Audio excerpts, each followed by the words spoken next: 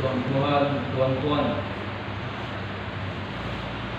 menjadi yang sama-sama mengharapkan diri Allah Subhanahu Wa Taala.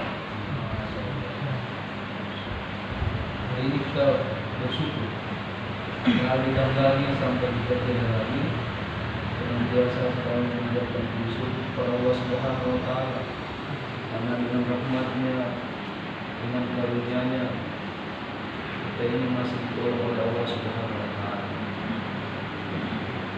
Orang yang sudah ditolong oleh Allah Subhanahu Wa Taala, tidak ada satu makhluk pun yang dapat mencegahnya. Kalau orang ini sudah tidak dapat ditolong oleh Allah Subhanahu Wa Taala, tidak ada satu makhluk pun yang dapat membantu.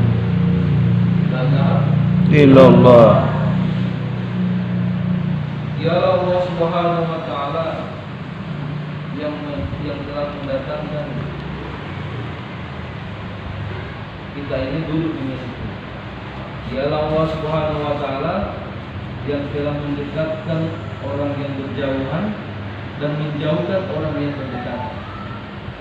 Dialah Allah Subhanahu Wa Taala, Zat yang besar dari segala sesuatu yang besar. Yang besar selain Allah adalah kecil. Dialah Allah Subhanahu Wa Taala yang maha kaya dari segala sesuatu yang kaya. Yang kaya selain Allah adalah miskin.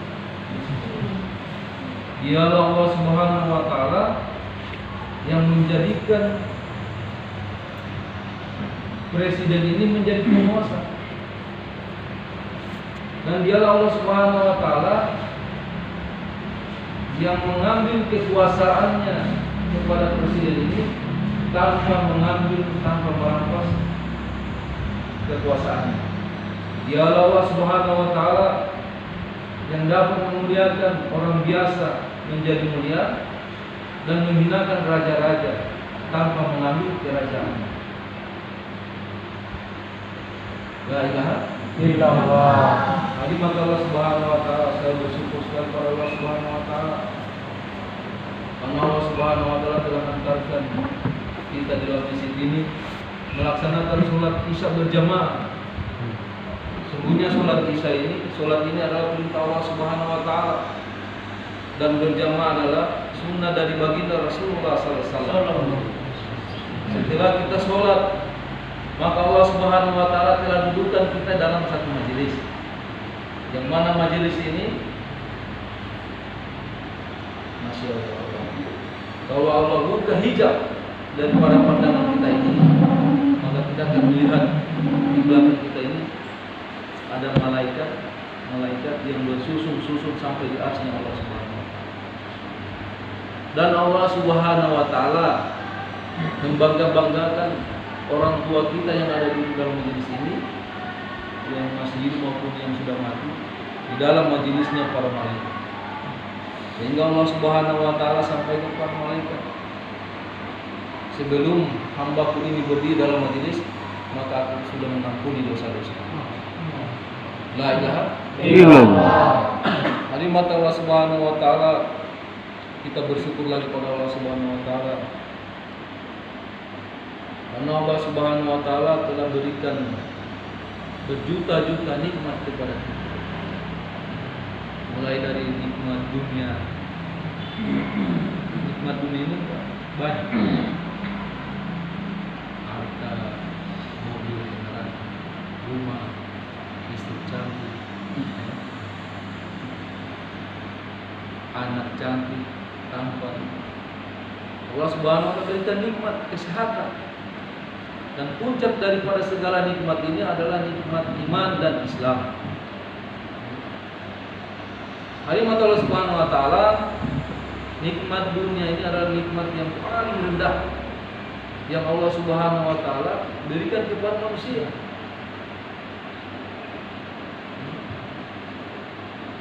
Nikmat dunia adalah nikmat yang paling rendah. Bahkan musuh-musuhnya Allah pun Allah berikan ini. Yang tidak mau sholat Allah kasih nikmat dunia. Yang bukan orang Islam Allah kasih nikmat dunia. Rasulullah SAW sabdakan, jika harga dunia ini dalam pandangan Allah Subhanahu wa Ta'ala sama nilainya sebesar 11 sayap nyamuk, niscaya orang-orang kafir ini Allah Subhanahu wa Ta'ala tidak akan berikan minum walaupun seteguk air. Hadirat Allah Subhanahu wa Ta'ala, perkara yang paling penting dalam kehidupan manusia ini adalah perkara iman. Iman ini jauh lebih penting daripada segala sesuatu yang disinari oleh matahari. Lebih penting daripada makan minum. Iman ini lebih penting daripada pakaian, lebih penting daripada harta, lebih penting daripada rumah mewah, daripada istri dan anak. Hari ini satu orang mati, tidak bawa harta, tidak bawa mobil, tidak bawa rumah mewah, tidak bawa istri cantik, itu tidak akan mendatangkan kemurkaan Allah Subhanahu wa Ta'ala. Tapi hari ini satu orang manusia mati tidak bawa iman, nah ini baru perkara. Ini masalah besar. Padahal kalau kita lihat masih banyak di muka bumi ini, bahkan orang Islam itu sendiri tidak tahu dengan harga iman. Tidak tahu. Coba kalau tanya harga mobil, dia tahu. Tanya harga motor, dia tahu. Harga rumah, dia tahu. Harga ikan di telangan, dia tahu. Apalagi mau isi harga data di HP, juga dia tahu. Coba kalau tanya harga iman, pasti dia tidak tahu. Rasulullah SAW sabdakan, iman ini di hadapan pandangan Allah Subhanahu wa Ta'ala ini sebesar jam. Iman sekecil-kecil iman ini akan Allah ganti dengan surga yang luasnya 10 kali lipat bumi. Sementara kalau kita tahu harga iman ini, maka insya Allah kita akan berusaha menjaganya.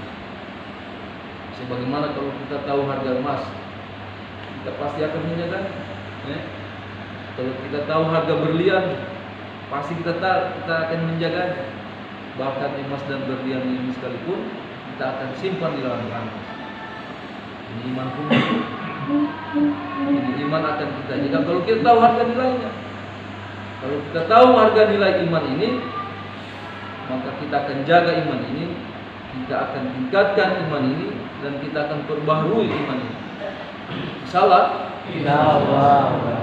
Rasulullah SAW sabdakan, berikan pelajaran begitu besar.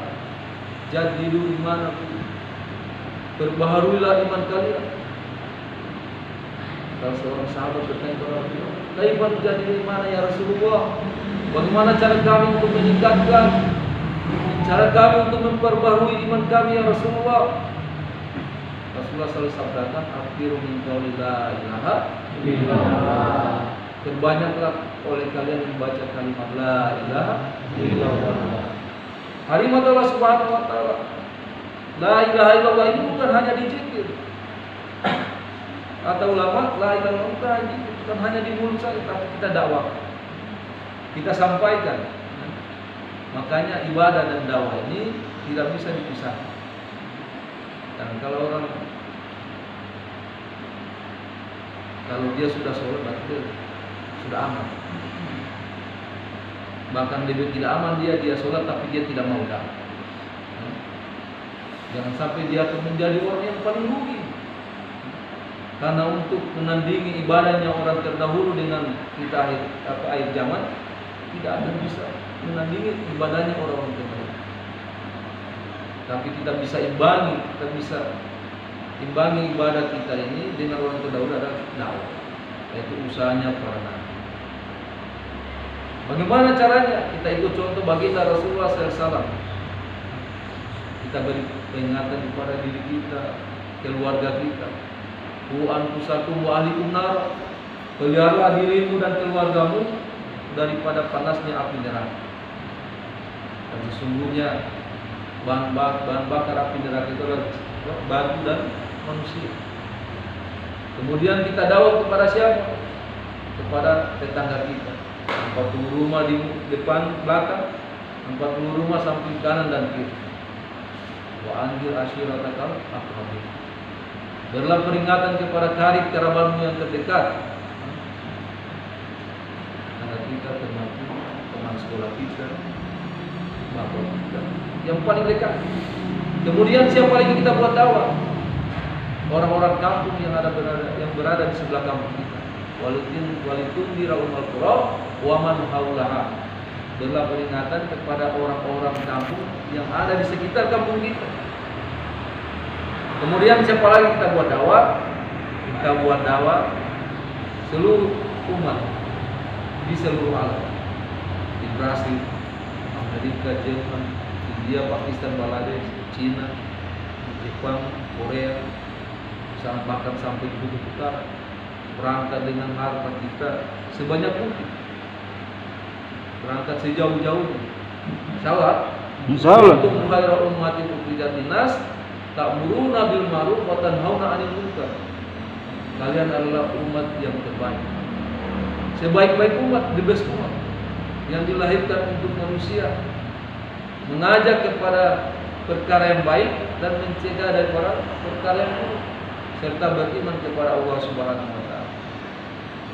Maka bapak-bapak mata Allah Subhanahu wa taala, maka kedatangan kami di sini ini maksudnya bukan untuk menggurui yang ada di sini.